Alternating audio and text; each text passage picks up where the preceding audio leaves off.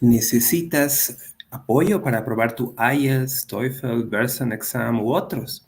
Entonces, este live stream es para ti. Bienvenidos a Live Stream Workshop Preparation for IELTS, TOEFL, iBT, Duolingo y otros más. Nuestro invitado especial explicará las opciones que te ofrece EDUCENTER para prepararte y que apruebes este examen. Explicará las técnicas para que puedas aprobar los diferentes exámenes de inglés que podrías estar tomando. A los participantes de nuestra audiencia, bueno, sean muy bienvenidos a este live stream. Todos los que estén viendo este live stream y nos contacten a nuestro email, que les voy a pasar ahora para que ustedes lo puedan ver, nuestro email es info@globalstudiesuk.com con el código promocional GlobalEdu. Si ustedes nos informan que han estado en este live stream, van a poder acceder a una clase de prueba gratuita. En el email deben mencionar que quieren participar de la clase gratuita y escribir sus datos de contacto, su nombre completo, su edad y el país donde se encuentran ahora.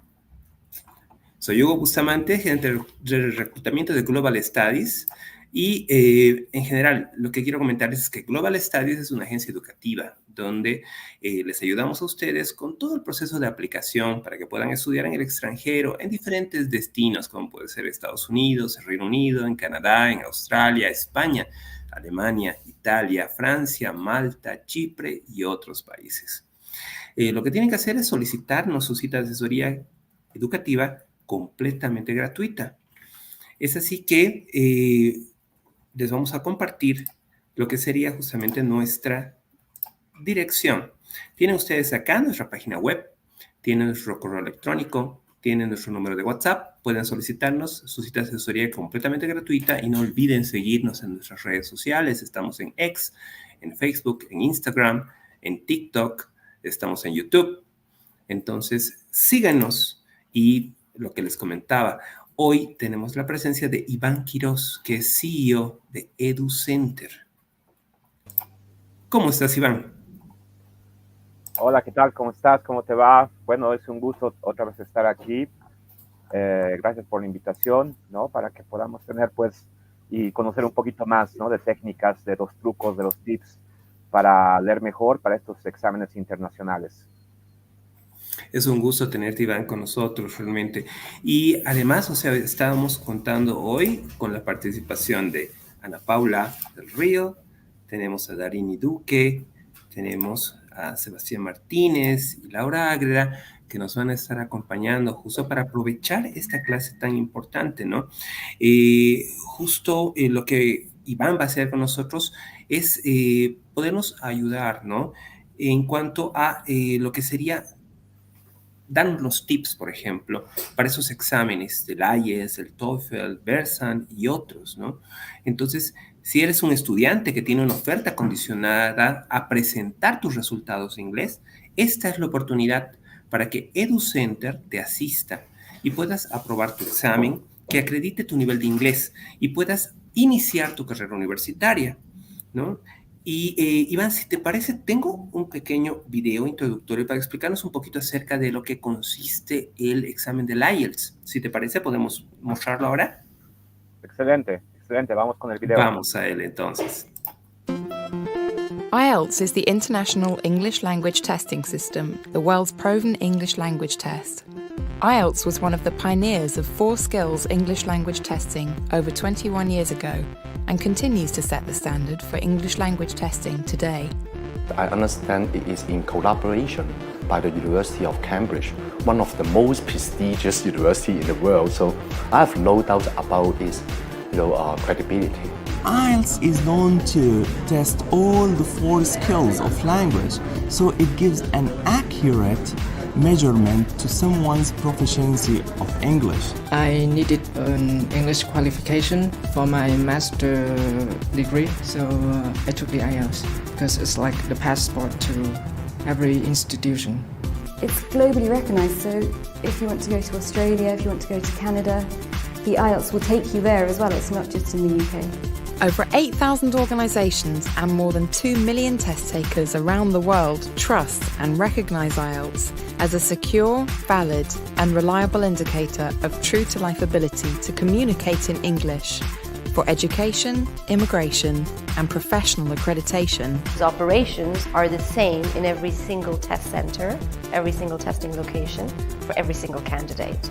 Because it is a global standard, and any candidate who does an IELTS speaking test, it should be the same experience, the same rating, the same procedure, whether it's in Moscow or Brazil or Australia, whatever. It's very professional procedures that I feel secure. People, they don't have mobiles and anything that they can use for illegal purposes. We feel really confident that our paper is not going to be cheated, or this cannot be tampered or anything else. Now, when I came here, everything were very easy. I mean, people were very friendly and kind. I mean, they filled in all the information for me, and that's just where I can check it. When I registered here in IELTS, they give us free 36 hours in road of IELTS.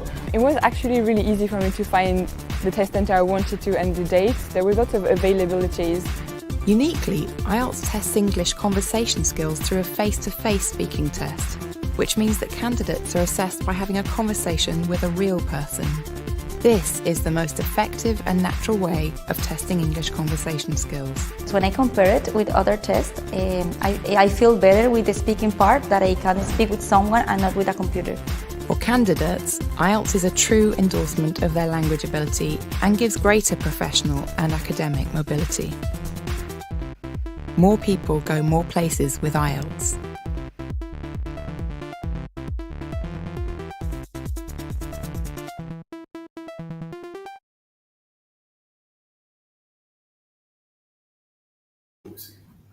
Perfecto.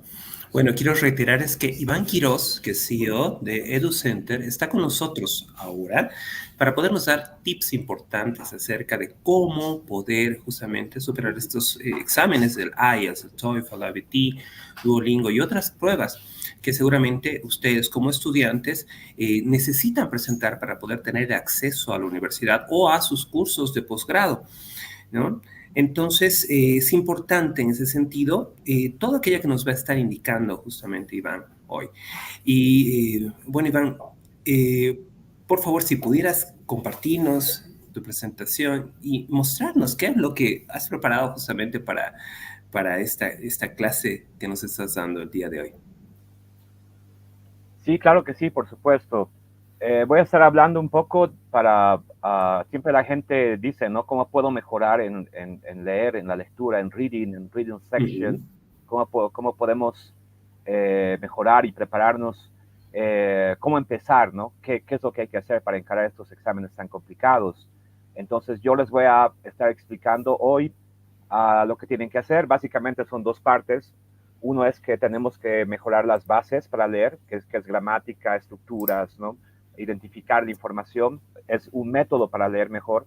Y el otro son los truquitos, los tips, que son habilidades específicas que nos preguntan en estos exámenes como el TOEFL, como el IELTS, ¿no? Entonces vamos a estar hablando de esas dos partes y, claro, siéntanse libres de todos los participantes preguntar, ¿no? Hacer preguntas o si tienen problemas me pueden decir ahora, ¿no? Oh, perfecto, sí, eso es importante. Por favor, aprovechen esta oportunidad para que Iván realmente les pueda ayudar con todo lo que él conoce. Tiene mucha experiencia justamente en formar estudiantes, prepararlos para poder superar esos exámenes, ¿no? Es muy importante y, por favor, siéntanse, como les ha dicho Iván, con la libertad de hacer las preguntas que necesiten. Ok, excelente. Entonces, arranquemos. Vamos a... me imagino que todos hablan inglés, que tienen un nivel comunicativo. Yo les voy a estar explicando un poco de cómo encarar esto. Les voy a dar trucos, les voy a dar tips. Sería bueno que si quieren anotar, anoten, porque son trucos que tal vez no van a encontrar en libros, ¿no? Entonces es una manera de encarar estos exámenes. Así que he preparado algunas diapositivas, yo les voy a presentar. Déjenme compartir la pantalla un momentito. Aquí está. Ok.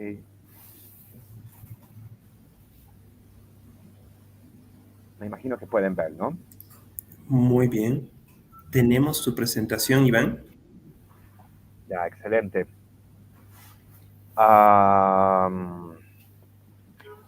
Bueno, tenemos a Darini, tenemos a Ana Paula, tenemos a Sebastián, tenemos a Laura. ¿Cuáles son los problemas que tienen para cuando afrontan este examen?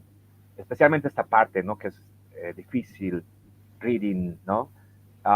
Yo voy a estar hablando de eso el día de hoy.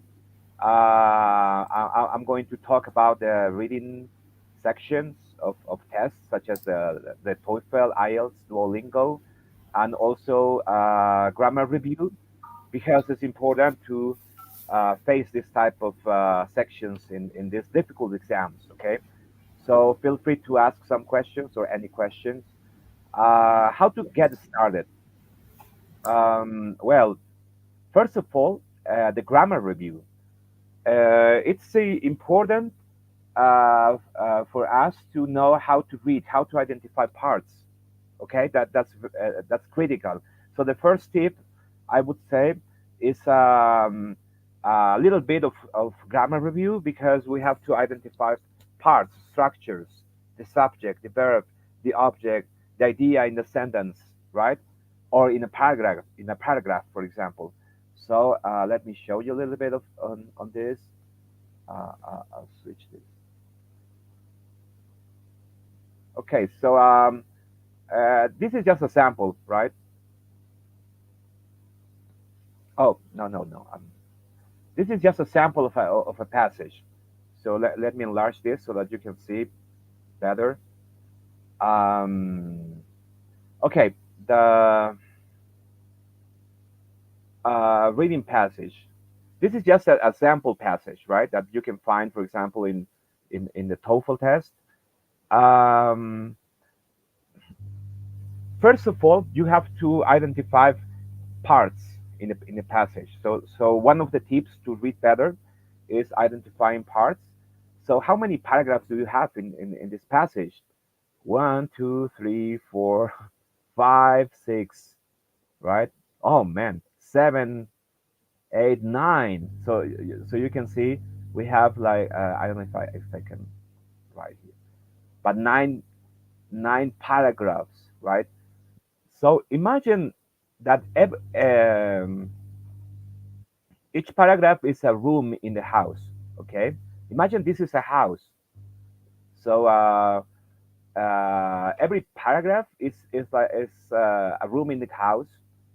So first of all, the first paragraph is called introductory paragraph.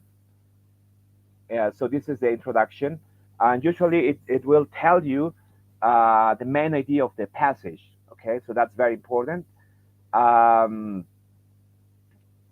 the moment of reading, first of all, try to identify the main idea of each paragraph. Okay, so that's very important in any exam.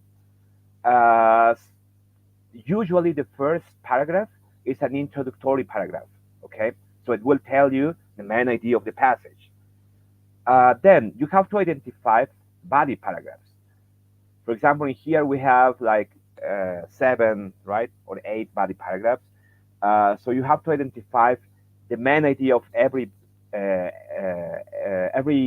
body paragraph. Okay, it's very important. Usually, the main idea is at the beginning or at the end in an introductory paragraph. So you have here, right, scientists in Michigan State, right, and the last line. So usually the first and the last, okay, in an introductory paragraph. And normally in body paragraph, you have to pay attention on first lines. It's very important, okay?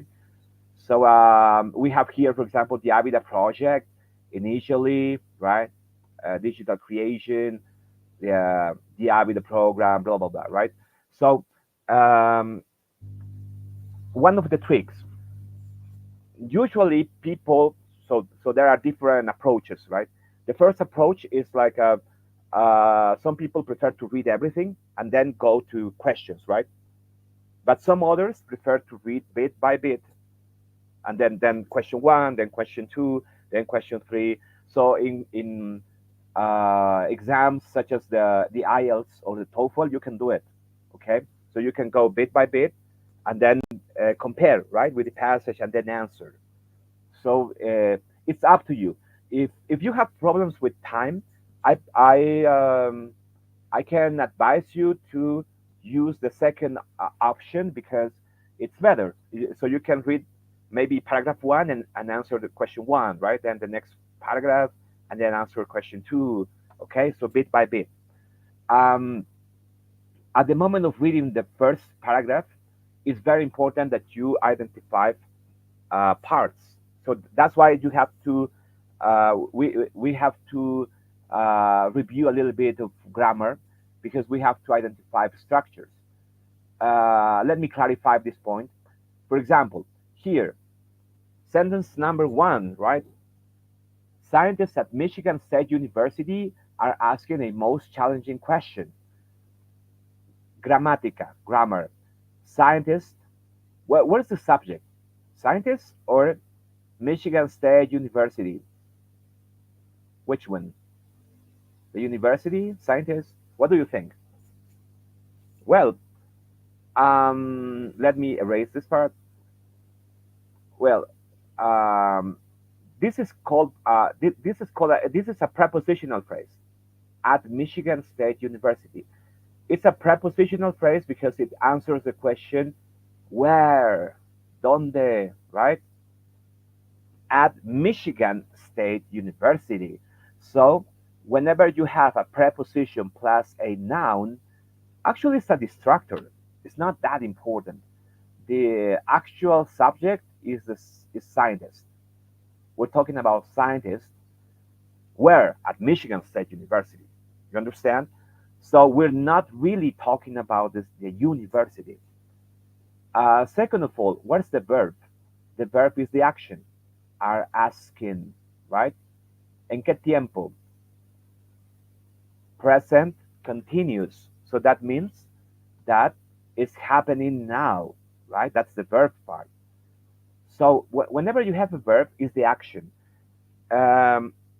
Whenever you have a really long line, a piece of advice is always identify the subject, then the verb. Okay, so try to identify ideas on every sentence. Okay, so that's a good way of reading. So that's another tip for you. Okay, at the moment of reading, you can go bit by bit, but try to go also sentence by sentence and try to identify ideas.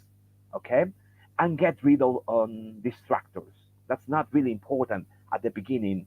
So in here, for example, what's important? Scientists are asking, okay, what? A most challenging question. Okay, so that's the object. It answers the question, what? ¿Qué está preguntando? Scientists are asking a question.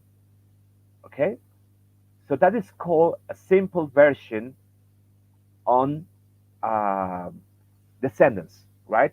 So this method is called simple version. So try always to read and identify a simple version. What's the idea? Okay, then we can go to the next line, and then we can go to the next line. For example, in second line, can a computer program be considered alive? Well, sometimes you don't need to do this if it's very easy, right? Very straightforward to understand, right? So here, can a computer program be considered alive? Well, I understand. But if you want to use grammar, this is the auxiliary, right? This is the subject, computer program. Are we talking about a computer? No, we're talking about a computer program. So that means that, yeah, if the question is about computers, yeah, it's not. We're not really talking about computers or laptops, right? We're talking about softwares, computer program. And the verb is be considered. It's in passive voice, right? That's the verb. Alive. Se considera vivo. I would say no, right? Do you think? Yes, it's a computer program be considered alive? I would say no. I know that there is artificial intelligence, but I would say no. Okay. Next line. So idea by idea or sentence by sentence, try to understand, right? Simple version. In difficult lines, apply this technique, okay? That the idea, subject and verb, and sometimes the object, okay? This one, the members of the Digital Evolution Laboratory say yes. The members is the subject, right? Personas, members of prepositional phrase, the structure, right? Of the Digital Evolution Laboratory. Are we talking about the lab, the laboratory? What do you think? Are we talking about the lab? No. Subject is the members, people. That's why the verb is say, right? People say. The lab doesn't say, right? The people say. Las personas dicen. People say yes. So simple version, people say yes. Some people, right? Last line. Computer scientists at the laboratory have created a program called iBT that has intrigued not only scientists and engineers, but biologists and philosophers as well. Okay? Who can tell me what's the subject here? Any of you? Computers? Option B, scientists? Laboratory? What? The iBT? What? Which one is the subject in this sentence? No one? Well, computer in this case is an adjective. So you see how important is understanding a little bit of grammar, right? Because we're not really talking about computers. We're talking about scientists. This is an adjective, okay? The adjective qualifies, right, the noun, but in this case, we're talking about scientists. This is a distractor, again, at the laboratory, right? Where? At the laboratory. Usually, the distractors answers to the question where or when. ¿Dónde? Right? ¿Cuándo? Where? At the lab. Okay? Distractor. No me interesa. Okay? Scientist. What's the verb in this part? So let me mark this. Okay? But what's the verb? Have created, right? Scientists have created what? A program. Okay? So this is the object. A program called iBT. This is extra information that has intrigued, right? Extra information that has intrigued. And you have here not only scientists and engineers, but biologists and philosophers as well. Not only A and B, but C and D as well, right? So what's the simple version here? Usually when you have a list of things, another trick, take notes, make it one, okay? For example, I love to eat apples, bananas, right? Peaches and grapes. Make it one. I love to eat fruit. That's it, okay? That has intrigued not only scientists and engineers, but biologists and philosophers as well. Make it one. Professionals, maybe. Right? Professionals. People, I don't know. Has intrigued people. So at the moment of reading, simplify the information. When you have a list of things, make it one. Try to identify the general idea. Okay? So that's the first reading. The first reading objective is understanding the big picture. What is going on? What type of house you have in front of you? You understand? Paragraph 1 is for that. It's like, what type of house do I have in front of me? Well, it's a question, right? For example, it's like if a computer program be considered alive, and then it says some people say yes, but the last line, which is very important, it says scientists have created this program, the iBT, that has intrigued people. So probably the passage will be about the iBT program, probably, right? To answer that question, if a computer program be considered alive or not. Okay, so far so good. So I'm saying that whenever you have an IELTS exam, a TOEFL exam, right, or any exam, and you have a reading section, what you're supposed to do, you have to have a reading method first, okay? A way to read. You can read bit by bit, or you can read first the whole passage and then answer, okay? If you decide to read bit by bit, go sentence by sentence and try to identify ideas. That's my advice, okay? You don't need to apply a simple version method on every line. There are some lines that are very straightforward, okay? But whenever you have problems, when the line is really long, right? Difficult vocabulary, try to identify the subject, the verb, right? Try to identify the idea, simplify the information. So again, what's the information in paragraph 1? Scientists are asking a question. In the function, that's not really important, right? It's not really important. Scientists are asking a question, okay? The second sentence, yeah, can a computer program be considered alive? Yeah, it sounds as a main idea, right? Members say yes, not really important in the function, okay? Scientists have created a program called iBT that has intrigued people. Yeah, sounds important, okay? Then when you go to body paragraphs, I told you that it's like a rooms, right, in a house, in a big house, okay? For example, I don't know what type of house you have, Laura, I don't know, right, or Sebastian, but I guess you have rooms in your house, right? So the big picture usually is well, the information you will encounter in the first paragraph, right? To identify what's the main idea in general. But in body paragraphs is usually supporting ideas about the main, okay, the main information. That's why I wrote here, for example, is imagine this paragraph is the kitchen. Imagine the other is the living room. Imagine the other is the dining room and the bathroom. Which one is your favorite room? Mine is bedroom.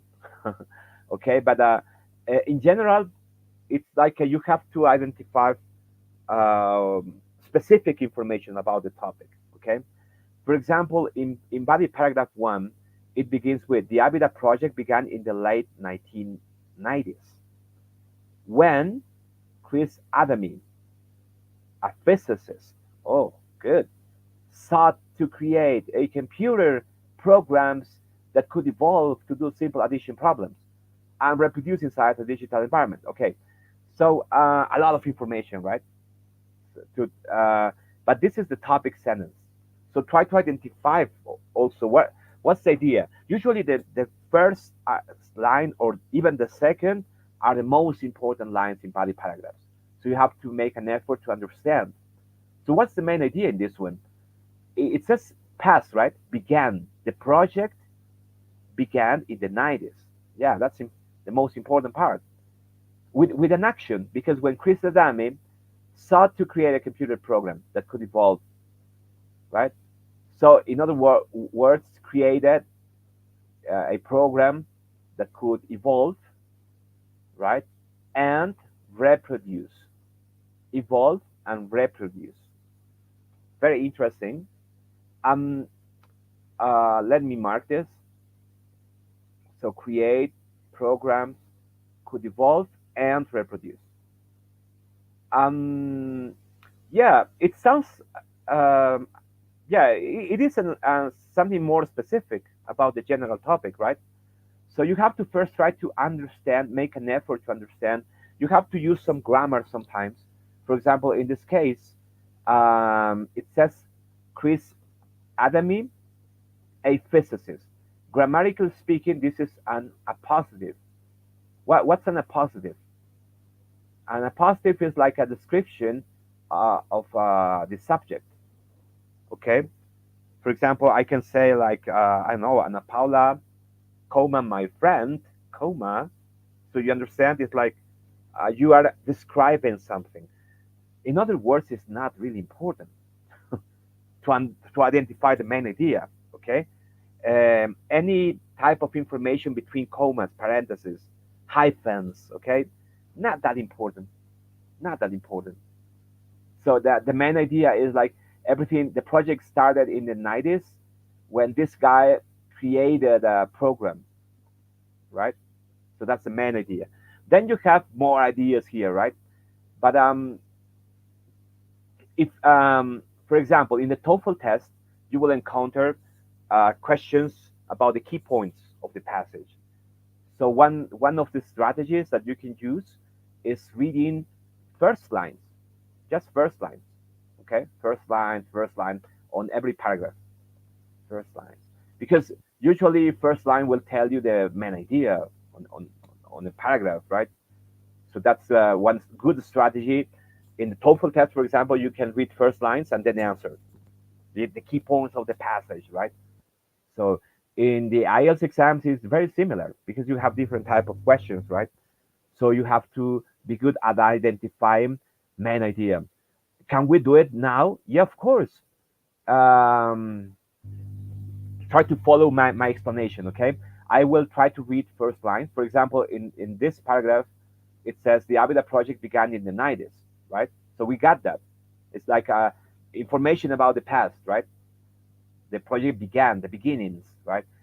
Second, initially the digital creations were unable to process numbers in any ways, but Adami designed ABIDA to reward digital organisms that were able to work with the numbers in some ways. Yeah, I know that this is second line. Every time you have, this is another tip, take notes, please. Truquitos, estos trucos valen oro, okay? So, whenever you have a connector between two sentences, read the two sentences together, okay?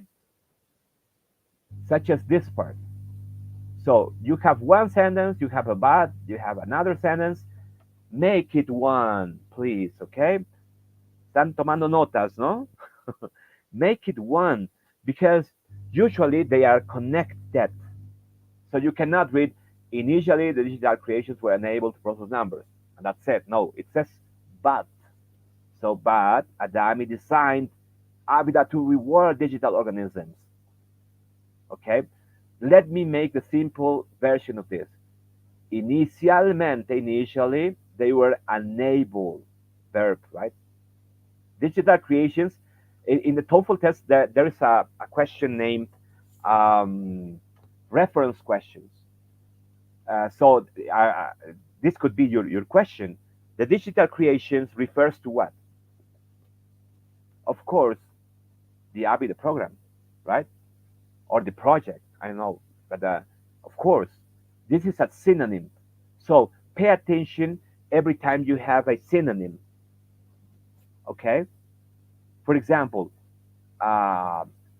Ecuador, and then in another line, or Peru, right? And then in the next paragraph, the Andean country. So you understand? The Andean country, I don't know, the South American country, but yeah, of course, it refers to Ecuador or Peru, I don't know. So always pay attention to synonyms, okay? Second of all, verb, unable to process numbers. So in other words, at the beginning, this program was unable to process numbers, but Adami solved the situation, designed the ABIDA to reward organisms that were able to work with the numbers. I don't know if you're understanding, right? But it's very important to understand that in the reading you have to have a way to read because it's under pressure. Remember time, right? So you don't need to read every single word. What you have to do is read and try to understand in general the idea. Okay? So first of all, try to understand ideas and to have a map of the passage. That's why I wrote something about this in green here next to the paragraph. For example, I don't know, the story, right? Story, background of the story, more information of the story, right? Success in the story. So let's keep reading if to see if it's true.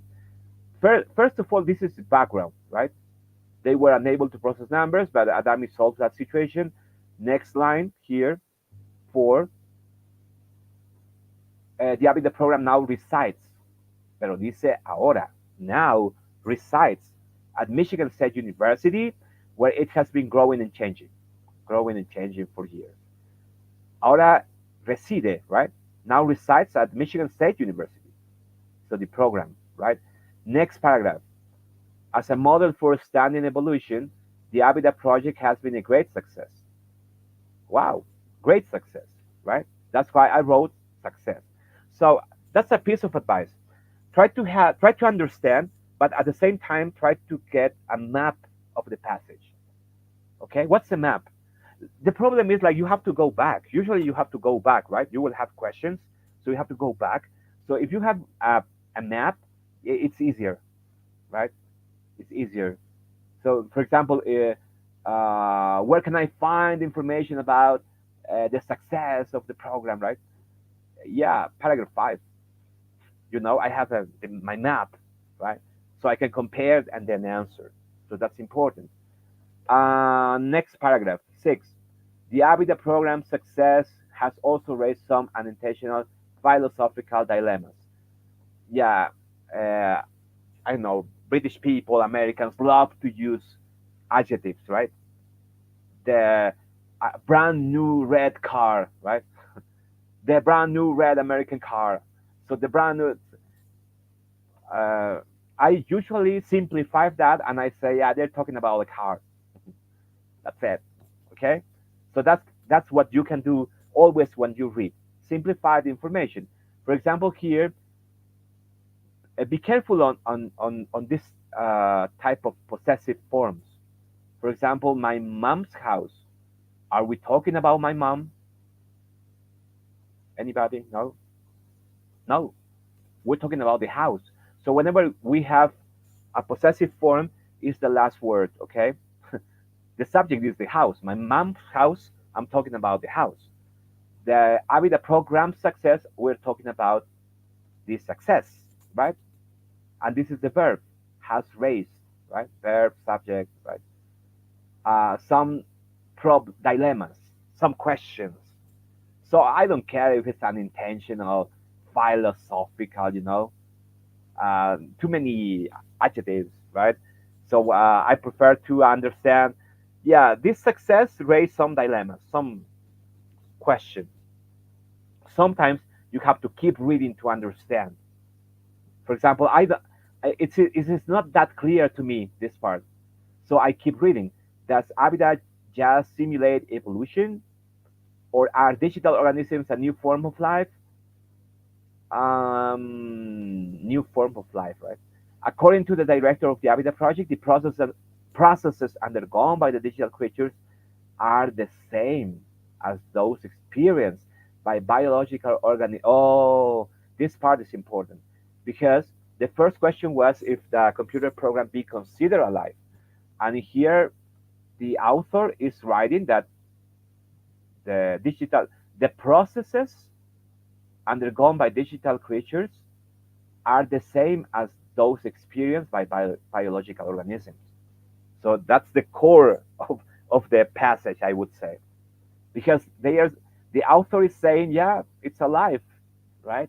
And I see the word DNA here, so yeah, so you have to read twice this part, of course, okay? Last paragraphs. Now some biologists are maintaining that this is a structure in English. My mother told me that, right? My father told me that I should study harder, right? Or no, Ana Paula?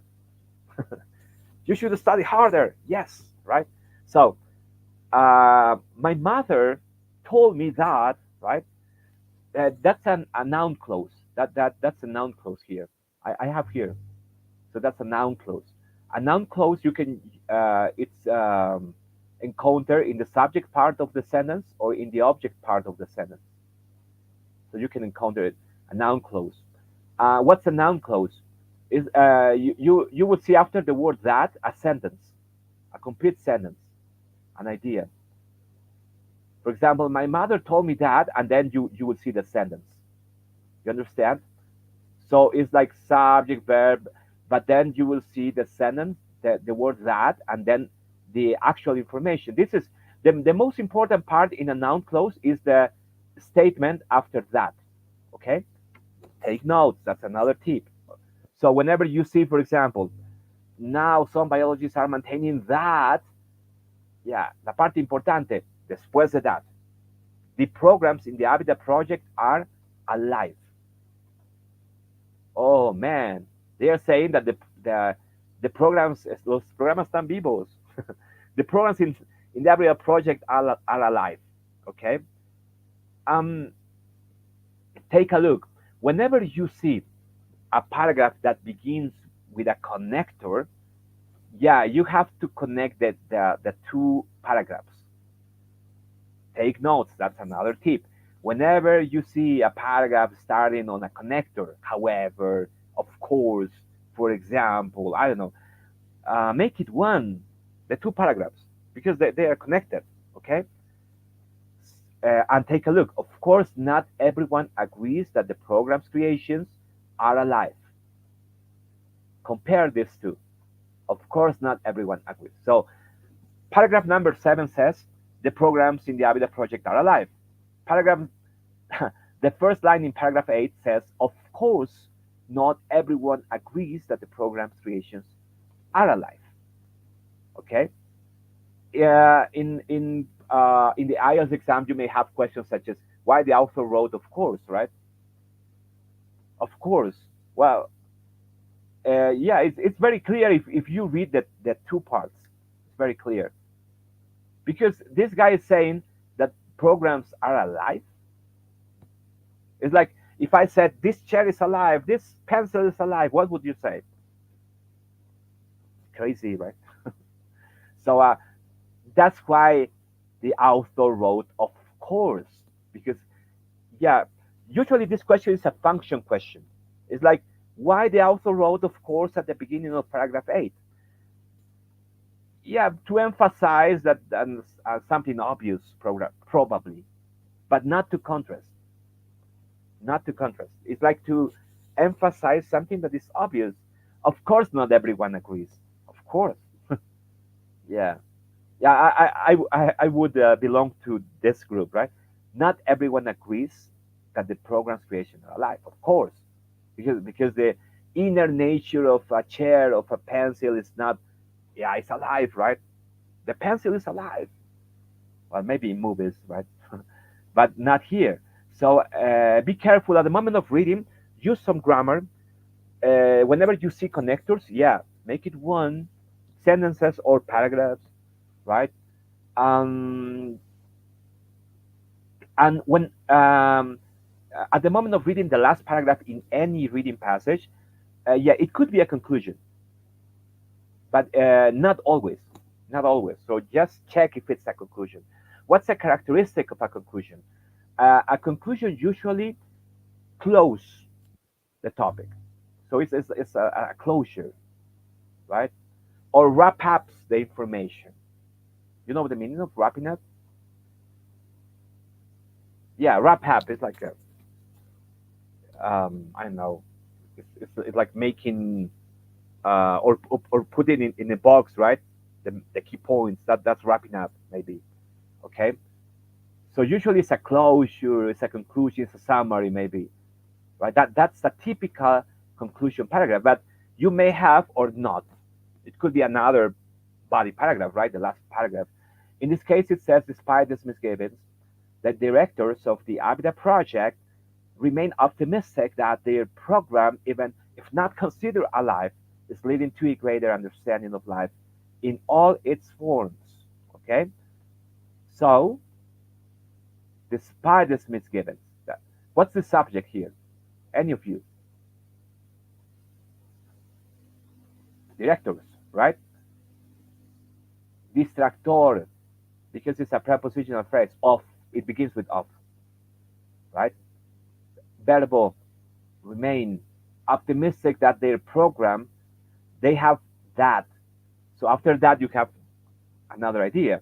Their program subject, even if not considered alive, is leading verb to a greater understanding of life. So it's a conclusion because it answers, this is answering the first question. Remember first question? The first question here, sentence number 2. Can a computer program be considered alive? This one maybe, right? Can a computer program be considered alive? So in the conclusion we have that this one no, even if not considered alive, but it's leading to a greater understanding of life. So you see, it's a conclusion.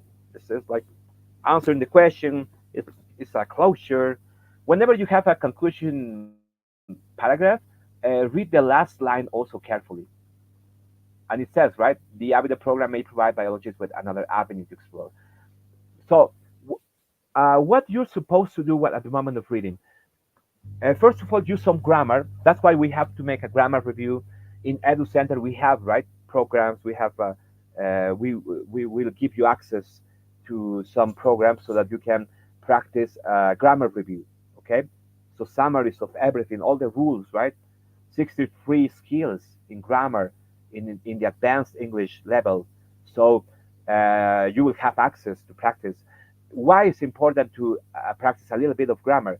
Because at the moment of reading, you have to identify parts very fast, right? What's an appositive? What's a noun clause? What's an adjective clause? An adverb clause, okay? Well, so connectors, prepositional phrases. So you see, we need to identify a little bit of grammar because in reading it's very important to have a method to identify parts. It's not only understanding, it's also having a map of the passage because you will have that type of questions. So you have to identify what is every paragraph about. A piece of advice, yeah, take notes. Take notes as I did, right? Oh, this paragraph is the story. This other is more background, right? Because it's about the past. But this is information about now because it says the iBT program now, right? Here, I can use another color if you want. But now, right? Resides at Michigan State University. This is about this, how successful was the program, right? Next paragraph is, for me, is the core. For me, that paragraph 6 is the central part, right? Because it's a comparison with biological organisms. For me, it's very important because it is that are the same as is a typical structure in English, right? Comparing. My cell phone is the same as your cell phone. So you see, it means equal. So they're comparing with biological organisms. Then paragraph 7 and 8 is more like some people say that they are alive, some others, not everyone agrees. And the conclusion it says, yeah, this one is not considered alive, but it's leading to a greater understanding. So what's the advantage of understanding really good the ideas and the map? It's like at the moment of comparing with the questions, you will have more chances. It will be clearer. You understand? So practice. Practice is the secret in this part, okay? Questions so far? No? So let me switch this, okay? Let me change to something else. Let's talk about, oh no, this one. So grammar review first, right?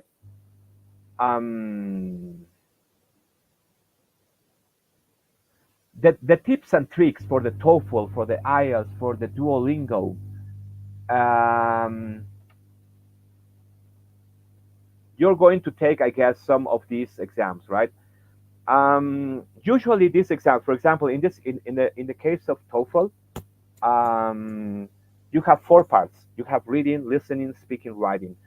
So reading is very important. You have to have a way to read. In the IELTS, it's listening, reading, speaking, writing. So reading is critical. It's 25%. It's 1/4 of the whole test, right? So it's very important to have a way to read, Then a way to answer questions. Okay, so let me tell you some of the tricks. In this case, 1 second, please.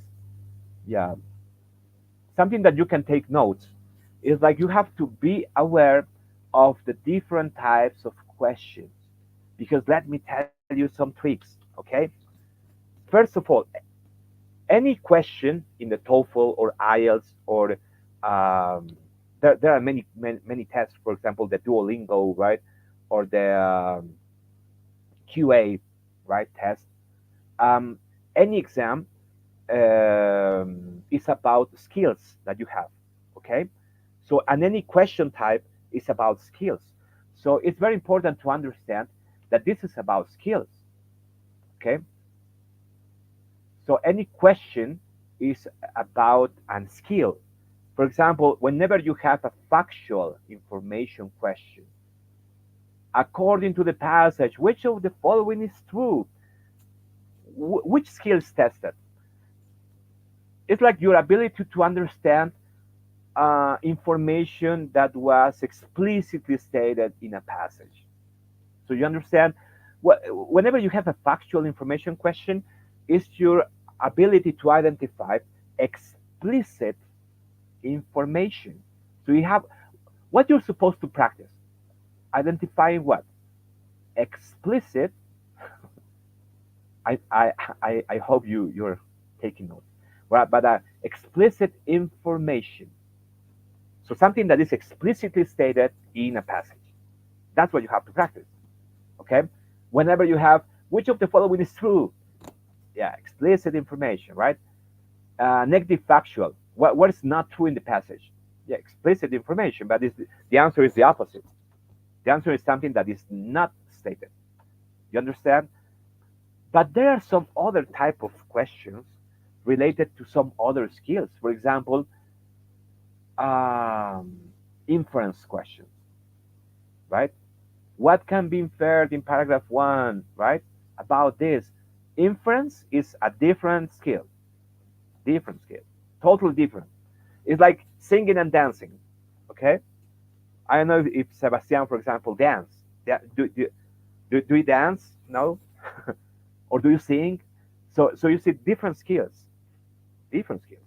So inference is different, totally different from factual. Here you have to read, you have to understand, but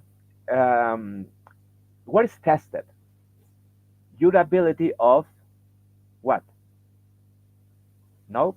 It's like your ability to draw into a conclusion from an information stated. Okay? So it's implicit information. So in inference questions, for example, you have to be good at identifying information with a basis. So you need to identify the base to draw to a conclusion. Okay? For example, a man with a ring. The man was wearing a ring, right? In a finger. An inference question would be, what can be drawn from this information, right? Of course, that he's married, or he worked in the Lord of the Rings. I know, right? Movie, but it's based. So there is always a base to draw to a conclusion, but it's not stated. Very important. It is not stated in a passage, and people sometimes mark the one that is stated, so that's why they make mistakes. So this is very important. Be aware of the different types of questions that you have in the IELTS, in the TOEFL. You have 11, you have 10 type of questions. You have to be aware on any question type, and then you have to practice all the skills, right? Question per question. Second, time management is important. Important. Yeah. I was hungry here. So that's why it's. But the time management is very important. In the IELTS exam, for example, you will be given 60 minutes to finish the reading section. okay? 60 minutes. Is that enough? Not that enough, okay? Many people, so many people don't finish the whole exam. So you have to manage timing, very important, okay? How? Usually the average is 20 minutes per section, but a piece of advice is for the first section, there are 3 sections in reading. For the first section, use 15 minutes. That's a piece of advice because it's a little bit easier. For second, maybe 20 minutes, and then, yeah, 25 minutes, I would say. So that's a piece of advice, okay? But you can do it in your way. But time is very important in reading, okay? Many people start reading, right, word by word. Oh, ¿qué es esto? Oh, qué bonito, right? And then they waste time. They usually end up wasting time, right? So that they usually don't finish all the questions. So no, you have to adopt this mode, the test mode. ¿Cómo es el test mode? Rápido. No tanto, right? Not so. I would say pace yourself in this one. Pace yourself. So rápido, pero tampoco tan rápido, right?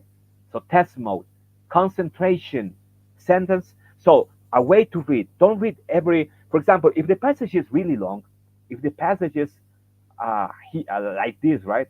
Really long. I don't know, 11 paragraphs. I don't know, right? I'm exaggerating, but if it's really long, it may sound like crazy, but I would say when the passage is long, you have to read less. So if it's really long, please read less. So just use the method I gave you. Introductory paragraph, ¿cuánto tenemos que leer? How many? Well, the beginning, right, you know, then you can jump the end, then here the beginnings, then here the beginning, right? So usually you have to read until you understood what's going on in that room, okay? So if the passage is really long, you have to read less. Don't read every single word, okay? That's a piece of advice. So time management is important. It's a trap, actually. When you have a really long passage, it's a trap, okay? Because you will have same number of questions, 10 questions, for example, after each passage, and they cannot ask you every single piece of information, right? So read a little bit less, and then manage timing. Okay, in the TOEFL exam, you will be given, for those who are going to take the TOEFL test, in the TOEFL, you will have 2 passages. Okay, so just 2 passages, and then timing would be 35 minutes, so an average of 17.5 minutes per passage. Okay, so similar, right? Similar to this one, for example, but a little bit less. So you have to be even better, right? Of course, we're talking about the academic exam, the IBT. Okay. Next, attempt to answer all questions. So in this part, I would say that you have to have a way to face passages. Okay. So one good way, for example, is like don't jump questions. Okay, but you can do it in the TOEFL, in the IELTS, right? But I would say don't do it. Just attempt to answer all of them. Of course, you can mark, you can take notes on some questions, right? Because in the exam, you can go back and forth through the questions. Okay, so of course, if you have, for example, problems in question 2, in question 1, you're very sure that it's A. I don't know. Question 2, you don't know. Of course, you can take notes. Maybe you can say, yeah, you can click on B, the most probable, right? But put a mark, okay, so that you can go back, if there is time. But according to statistics, most people cannot go back, right, at the end. So attempt to answer all the questions, yeah, at first glance, right? Okay. Then, of course, if you have time, you can go back to question 2, to question 4. I don't know here, right? Question 4, if it's A. So that's a piece of advice. Then it's up to you, but I advise you to read bit by bit, go bit by bit and answer bit, because usually questions are in order. So that way you have more chances. Always compare with the evidence, always, okay? So don't answer a question because you're very smart and, okay, oh yeah, I think it's this one. No, evidence. Go back to the passage, compare, answer, okay? That's very important also.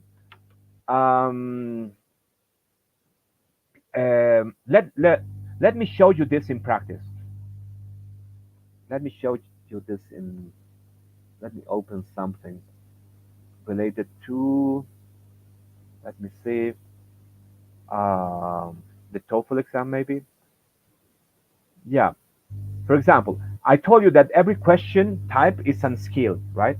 So as you can see here, reading skills, vocabulary and reference. There are questions related to vocabulary in context or reference. Let me show you this in practice. For example, yeah, here, smog, okay? Do you have smog in your cities? Yes? Nothing? For example, question, the word poised, or let me enlarge this. So the word poised in paragraph 1 is closest in meaning. So if you are aware of the type of questions, you will notice that this is a vocabulary question. Because usually the typical type of questions, right? Closest in meaning, claro, vocabulario, right? But always in context, always in context. So you have to go back, you have to identify, oh, where is that word poised? Oh, here. So you have to read the whole stuff, right? Let's read it together. The oxidation of exhaust gases is one of the primary sources of the world's pollution. Sentence number 1. Okay, let's make the simple version. Sujeto, oxidation. ¿Estamos hablando de gases? No. We're talking about oxidation of gases, right? Prepositional phrase, right? Verb is, ¿qué cosa? One of the primary sources, right? One of the sources of pollution. The oxidation is a source of pollution, in other words. Second sentence, the brown haze. Este es como un sinónimo. This is a synonym. Brown haze es esta oxidación. The brown haze, that noun clause that is poised over some of the world's largest cities, este es el verbo. Because this is extra information, right? So that is poised over some of the world's largest cities is called chemical smog. Yeah, adjective, I don't care. Este brown haze, esta cosa café, is called chemical smog, okay? That is poised over the cities, right? Poised over the cities. So in vocabulary questions, for example, there are two types of words, right? Words that you know, words that you don't know. When you don't know, use the context. Okay, so poised for me is related to a certain position, right, or location, because it's like the brown haze that is poised, como que está posado over the cities, right?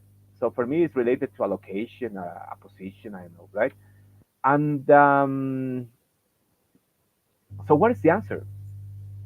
Who can tell me? We have interacting, sitting, blowing, poisoning. There is always a trap answer. Be careful, okay? There is always traps. Poisoning. Too good to be true, right? Or no? Be careful on that. The traps, okay? Be careful on that. So probably no, because it's very similar. But I said location is related to a location, right? A position. So which one? Location, position. For example, interacting is something different. Blowing is something different. Sitting, oh, sitting is related to it. Sitting, location, right? Yes, no? You agree, disagree? Could be, right? So as I told you, you have to work with that question types. So you have to have a way of to read this stuff. Then you have to work on question types. Every question type is different. It's not the same. Even in the IELTS or TOEFL is different. Okay, I can show you now. But one of the possibilities here, for example, is a vocabulary question. Okay, understood? We can do many. Or we can do maybe another here. For example, the word hue in paragraph 2 is close as the meaning, right? Oh man, I changed the out here. So the word hue is closest in meaning to what? So we have here, right, the word, and we can read this part. When the gas reaches the air, it comes into contact with available oxygen from the atmosphere and combines with the oxygen to produce nitrogen dioxide, which is a brownish hue, which is a brownish hue, which is a brownish. There's always something that points out, right, to the correct meaning. Brown, brownish, right? Do you think it's an odor? Thick, thickness, grosura, smoke, trap? Because we're talking about smoke, right? But brownish, it has to be colored. You understand? It has to be. So vocabulary question, yeah, you have to work per question type. Skills, that's my advice. Maybe to finish, I can show you, for example, something similar in the IELTS. First of all, about the IELTS, I don't know if you're going to take the IELTS test, okay? But you need to understand that reading is very important, as you could see, right? 1/4 of the exam, reading. There are four parts. In the test types, in the format, for example, as I said before, yeah, you will be given 60 minutes for 3 sections in the academic reading part in the IELTS. The reading part is very important, right? The test format. It consists of 40 questions, okay? But it's the same. I would say it's similar. Be aware on the question types. Be aware on the format, and practice per question type. Okay, so you have to have a way to read. It's very similar way to read, right? So and then the question types here, as you could see, right? Task 1, task 2, task 3, right? What you're supposed to do here, part 1, part 2. This is speaking, right? But and this is writing. But and there are scales, right? But let me switch this because I don't have something about the reading part. Yeah, in the reading part, for example, in the IELTS.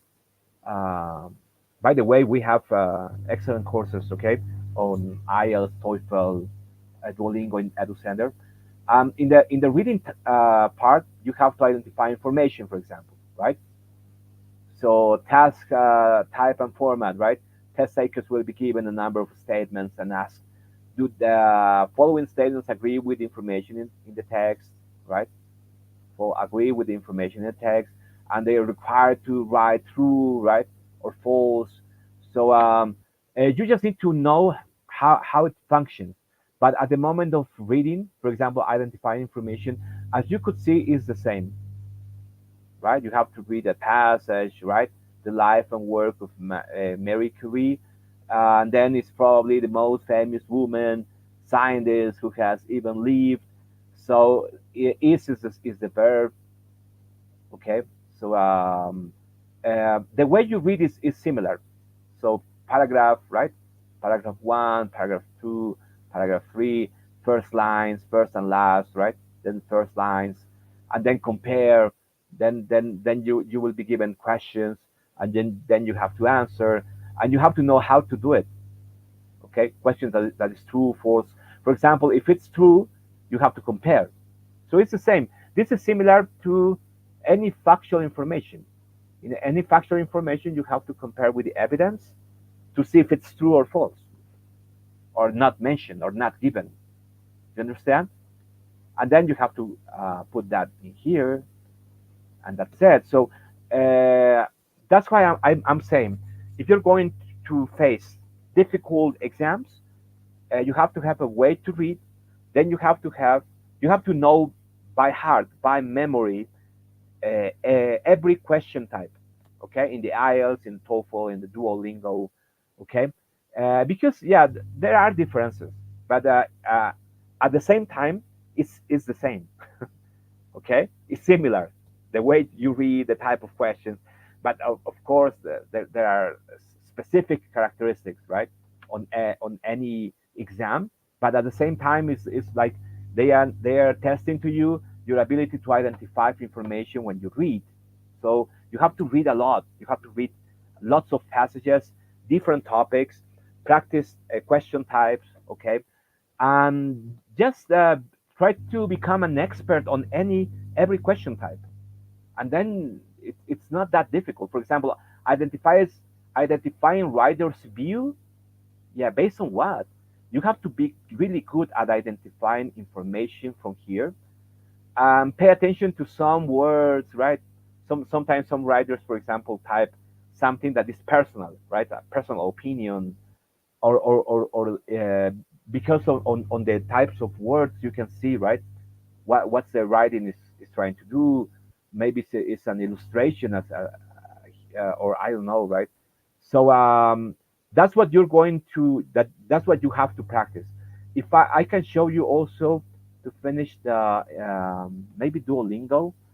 In the Duolingo is I don't know if you're going to take the Duolingo English test or any exam, but it's the same. In a Duolingo, you have to be good. You have to identify the question types. Even though the reading part is not noticeable, it's not like, oh, there is a reading section. But let me show you. In the Duolingo, for example, you have to be good at reading because there are questions related to that. Let me see here. Yeah, for example, this one, right? Type the missing letters to complete the text below. But you have to be good at reading. You have to identify parts. So grammar review would be good, right? The subject, the verb, the object, to identify what you're supposed to type here, right? Here it says the phones, right? Let me enlarge this. But it says the phones for you, Arena, sits over 21,000, and it's the largest indoor arena, right? Yeah, of course you have here Europe, donde, where, right? Tiene que ser in, right? Because it's like where, right? It, subject, so you need the verb. So tiene que ser has, right? Because it has been, present participle, right? So it's the same. This is Duolingo, so it's not IELTS, it's not TOEFL, but it's the same. You have to have ways to read, identify parts, but of course the activity is different. Of course the activity here is different. Or here, for example, it says read and select, right? Is this real English word? Yeah, you have to read and select the words that actually exist. Okay. Then you have to fill in the blanks, right? This is the one that we were doing. Complete the sentence with the correct word, right? This is the one that we were doing. But you have to be good at reading and identifying parts. Here is read and complete. Oh no, this one is the one that we were doing. Read and complete. Of course, today I won't show you all the exams, right, in the world. But as you could see, you can use same method to face the TOEFL, or the IELTS especially, right? The most common international test, or the Duolingo, or the or maybe the QA or some other exams. All right. And what you're supposed to do, yeah, of course you have to practice. Practice makes perfection. In EDUCENTER, for example, I can show you maybe that we have that type of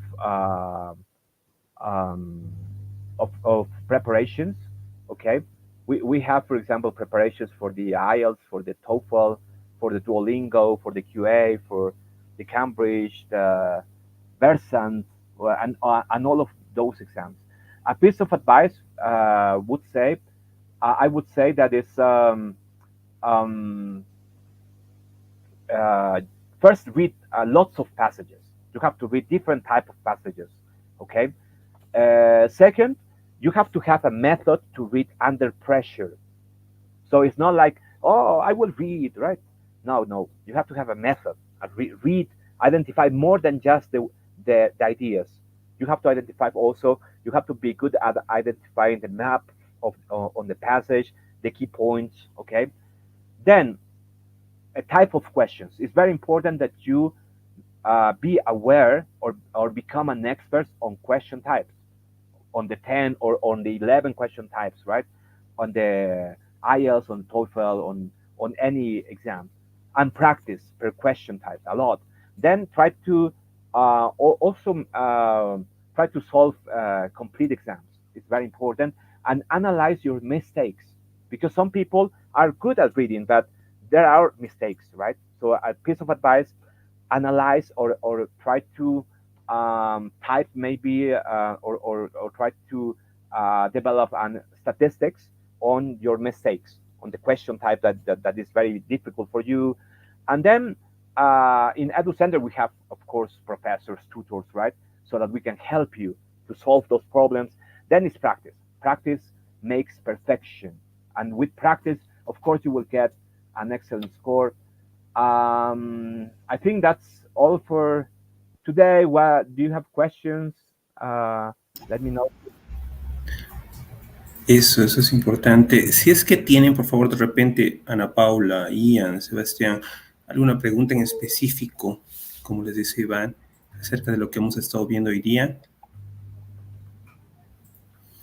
Porque en eso te comento, Iván, también tenemos algunas preguntas justo que nos hicieron, ¿no? Y no sé si ustedes, muchachos, no tienen ninguna pregunta. Muchachas. Ok. Algo importante que quería consultarte, Iván, que nos han estado preguntando.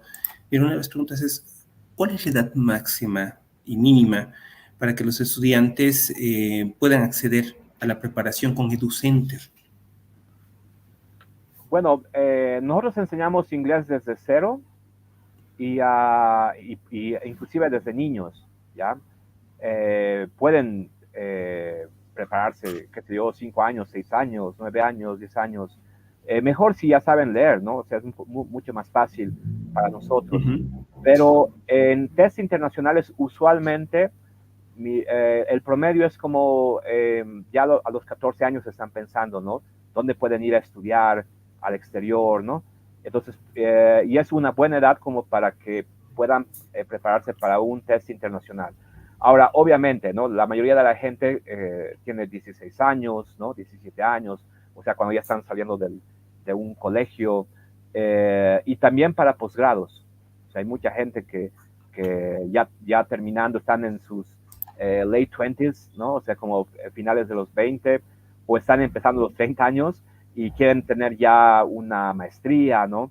O tal vez han terminado una maestría o un doctorado en países como Inglaterra, ¿no? Como Irlanda, qué sé yo, España, Estados Unidos. Entonces, esa edad más o menos se quieren preparar y es también una muy buena edad. La diferencia es que les piden scores más altos, ¿no? Por ejemplo, en el tema TOEFL, les piden sobre 120 puntos, 180 más o menos, para carreras universitarias, para degrees, o les piden un 90 para arriba, que es como un nivel C1, ¿no? Advanced, sobre 120 puntos Sí. para maestrías, ¿no? Y doctorados pueden ser por arriba del 100. Entonces, esto ya depende, también la edad depende mucho de cuánto tiempo se van a preparar, ¿no? De dónde van a empezar. Exacto, y esto es importante, Iván, porque justo hay otra pregunta que va en ese sentido. Consultaban, ¿cuánto tiempo necesita un estudiante para prepararse, para dar un examen de inglés, ¿no? Sí, el primer paso siempre es tomarles un test diagnóstico. Usualmente la mayoría viene ya con una base de inglés, ¿no? Pero como son exámenes que son difíciles, por ejemplo en el IELTS, mucha gente necesita el 5.5 por lo menos, o el 6, que es como un nivel B2, ¿no? Que ya es un nivel intermedio alto. Depende cuánto tiempo se han preparado. Entonces yo les recomiendo siempre tomar un test diagnóstico. Pueden tomar con EDUCENTER. Les podemos pasar un link gratuito, ¿no? O pueden preguntar también con Global Studies. Pero la idea es ver su nivel, o cuán lejos o cerca están de un score, y a partir de eso podemos ver el tiempo de preparación. Cuando están cerca de un puntaje, a veces es suficiente un mes, un par de meses, ¿no? Puede ser un mes de preparación. Cuando están un poquito más lejos, a veces tienen preparaciones intensivas de 1 mes y medio, 2 meses o 3 meses, pero nosotros manejamos inclusive preparaciones de 4 meses, 6 meses, 7 meses, dependiendo del puntaje que tienen que lograr. Cuando es un puntaje alto, la preparación generalmente toma más tiempo, ¿no? Hay gente que quiere estudiar posgrados y les piden scores realmente altos, ¿no? Como, por ejemplo, en un TOEFL de 120 puntos le pueden pedir 108, 110. Claro, toma más tiempo porque hay que ver más detalles, ¿no? Eso. Sí, en esto, Iván, ¿existen clases de preparación en grupo? Sí. Usualmente después de tomarles un test diagnóstico, pueden tener una preparación grupal. Nosotros, por ejemplo, en test, los más famosos exámenes como el IELTS y el TOEFL, pueden empezar casi cada semana, ¿no? Una preparación grupal, porque nosotros empezamos por secciones, ¿no? O sea, puede ser una semana solo reading, otra solo listening, otra solo speaking, otra solo writing, entonces se pueden unir. Pero hay mucha gente que prefiere también personalizado, porque a veces es un caso distinto, no quieren un score realmente alto, o solamente quieren trabajar algunas áreas, quieren enfatizar algo que les cuesta más como speaking. Entonces hay mucha gente a veces que quiere mejorar algo específico, por eso es que toman preparaciones que son más, tal vez, personalizadas, ¿no? Claro que sí. Iván, otra pregunta iba en ese sentido. ¿En qué fechas inician las clases con EDUCENTER? Estamos, nosotros cada lunes tratamos de siempre tener un grupo que inicia. Puede ser de TOEFL y de IELTS. Los exámenes que tardan tal vez así cada 2 semanas, cada 3 semanas, son como el Duolingo English Test Preparation, o el Versant Preparation, o el QA Preparation, o estos exámenes, ¿no? Que son un poco menos conocidos. Ahora, los exámenes que son de admisión para posgrados, como el GMAT, GRE, o el SAT, que son para degrees, ¿no? Para pregrados, generalmente no tienen una fecha de inicio porque es más personalizado. Entonces, todo lo personalizado puede, por ejemplo, si alguien se inscribe hoy, podría llegar a empezar el día de mañana clases. O sea, tratamos de que sea muy rápido el tema de inicios cuando son clases personalizadas con un profesor one-on-one, como ahora estamos hablando. Pero si es una clase grupal, tratamos de estar, especialmente para estos exámenes que son los más famosos como el IELTS y el TOEFL, tratamos de tener un grupo por lo menos cada semana para que los estudiantes tengan, o sea, no esperen mucho, ¿no? Lo máximo que van a esperar va a ser un par de semanas. Y si quieren empezar clases personalizadas, claro, no tienen que esperar, tratamos de que empiecen así unos días después de que se han inscrito, ¿no?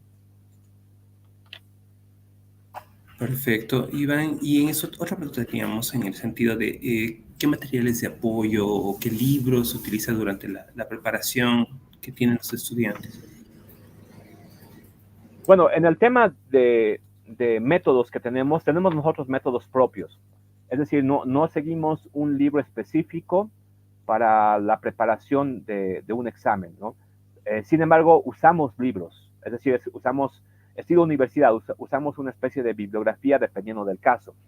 Entonces, por ejemplo, hay muchos libros buenos como los Official Guides, por ejemplo, del IELTS o del TOEFL, que es una información fidedigna de lo que pase del examen.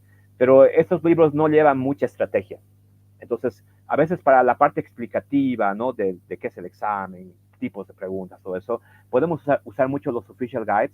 Por ejemplo, en el Duolingo, ahora yo les he mostrado un poquito del Official Guide. ¿Por qué? Porque es información precisa de lo que va a ser los exámenes. Pero para la parte estratégica, ¿no? Para un poco romper esa barrera que tienen, ¿no? Las dificultades, usamos nuestro método propio o usamos también otros libros como base. Por ejemplo, puede ser el Princeton Review. Princeton es como que se enfoca más en estrategia, o Kaplan, ¿no? Que se enfoca más un poco en explicarte, ¿no? Los tipos de preguntas, o Longman, ¿no? Que son empresas grandes que han escrito, no tienen una manera. Sin embargo, como ahora has podido notar, nosotros hemos diseñado una forma, una manera que a veces no se encuentra en los libros en EDUCENTER, y eso es lo que tratamos también de inculcar a los estudiantes, pero también reforzando con otros ejercicios, dependiendo del caso. Hay gente que necesita a veces un mayor énfasis en estrategia porque tienen poco tiempo, pero cuando tienen más tiempo se trabaja tal vez de forma integral, ¿no? Todas las áreas, reforzar el inglés. Entonces, sí les aconsejamos algunos libros, hay muy buenos. En el tema del IELTS hay libros que son muy buenos, de Pearson, por ejemplo, ¿no? De esta empresa. Sí les aconsejamos como un backup, ¿no? Como para que tengan más ejercicios, pero en EDUCENTER les damos acceso a un campus virtual para que justamente no tengan que cargar esos libros, ¿no?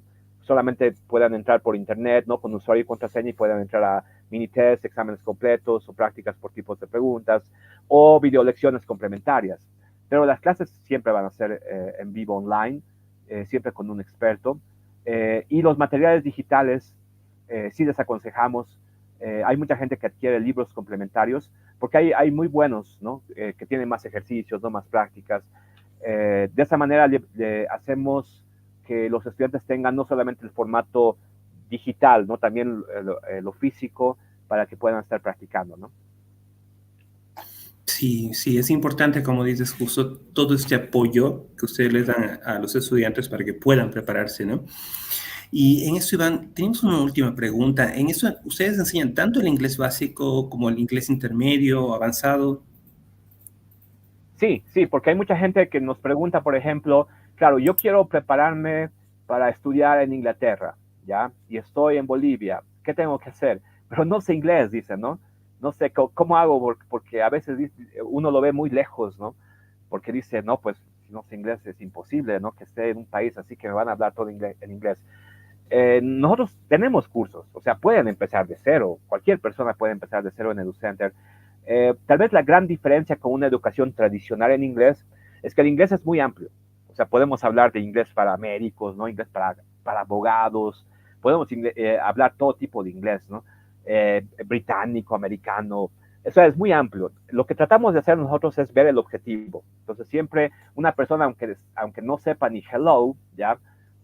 Nosotros tenemos ese inglés que al principio nosotros tratamos de que ellos ganen palabras, frases y expresiones con pronunciación precisa en los primeros niveles, y les damos una aplicación de celular, por ejemplo, para que escuchen y repitan con pronunciación precisa, ganen palabras y frases, o sea, empiecen con el colchón, ¿no? Siempre hay gramática, claro que sí, ¿no? Gramática, ejercicios en un campus, pero ellos empiezan siempre de a poquito, ¿no? Paso por paso, pero ya desde la primera clase ya tenemos el objetivo nosotros, que es un examen internacional, ¿no? Quieren estudiar en Inglaterra, ¿no? Y van a necesitar el IELTS. Entonces, ¿cómo hacemos? Claro, las bases, ¿no? Siempre ganar la mayor cantidad de palabras y frases en poco tiempo. El campus virtual les ayuda mucho para que sea más rápido, porque van a pasar clases y practicar, no importa la hora, ¿no? Entonces, de esa manera avanzamos. Y en niveles intermedios reforzamos eso, o sea, es un poco más detallado, ¿no? La explicación, más específica. Y en los niveles avanzados tenemos inclusive clubes de conversación. O sea, nos enfocamos en que hablen, en que escriban, en que lean, en que escuchen, justamente para esos exámenes. Entonces, terminan toda esta preparación. Hay una preparación del IELTS, por ejemplo, en este caso.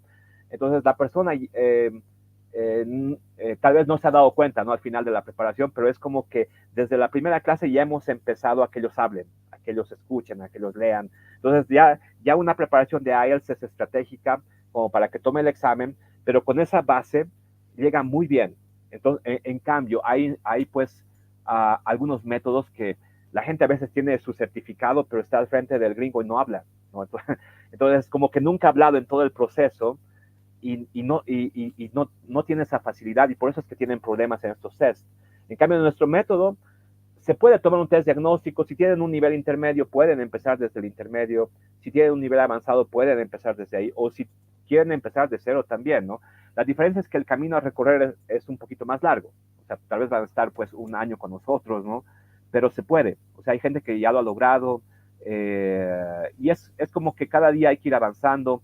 Tenemos muy buenos métodos, tenemos los clubes de conversación les gusta mucho, por ejemplo, o las aplicaciones de celular les gusta mucho, o el campus virtual, pero lo central siempre va a ser un profesor como estamos ahora, ¿no? Como esta clase, ¿no? Alguien que les explique un poco lo que tienen que hacer, y es ir paso por paso, ¿no?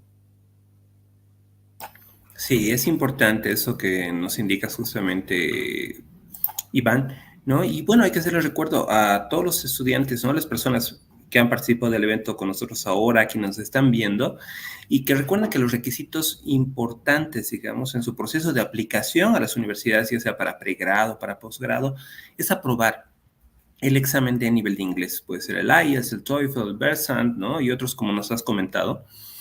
Esta es la oportunidad realmente para que ustedes se preparen en línea y tengan profesores que les dan clases uno a uno, ¿no? Y a un costo accesible con EDUCENTER. No se pierdan esta oportunidad, contáctenos como Global, nosotros vamos a ponerles en contacto justamente con EDUCENTER. Hay que recordarles a todos los que nos están viendo que pueden contactarnos, ¿no? Les había comentado justamente que este es nuestro email que tienen ustedes en pantalla, info@globalstudiesuk.com, y utilicen el código promocional GlobalEdu. Así van a poder acceder a una clase de prueba gratuita. En el email, ustedes menciónennos, por favor, que quieren participar de la clase gratuita. Escriban sus datos de contacto, su nombre completo, su edad, el país de donde se encuentran, ¿no? Y con eso van a poder tener realmente acceso a esta promoción que nos está brindando justamente EDUCENTER. Y ustedes han podido ver justamente cómo es la forma en la que se les instruye en general, ¿no? Y los tips, como nos estaba comentando justamente Iván. Entonces van a poder tener acceso a esta educación personalizada. Y bueno, lo principal entonces aquí, Iván, muchas gracias realmente por habernos acompañado, por darnos toda esta información. Y hay mucho más que ustedes van a poder tener acceso a esto. Como les dice Iván, entonces hay mucho que con la experiencia que tienen en EDUCENTER, entonces van a poderles indicar para que ustedes puedan prepararse y para que puedan vencer adecuadamente estas pruebas, estos exámenes, para poder tener su acceso a la universidad. Entonces, muchas gracias, Iván. Realmente, gracias a todos los que han asistido, ¿no? Y, bueno, pues, espero verles entonces en una próxima ocasión y comuníquense con nosotros y contáctense para que puedan iniciar su preparación con EDUCENTER. Gracias a todos. Gracias, Iván. Bueno, no, gracias a ustedes. Bueno, nos estamos viendo entonces en otra ocasión. Hasta luego.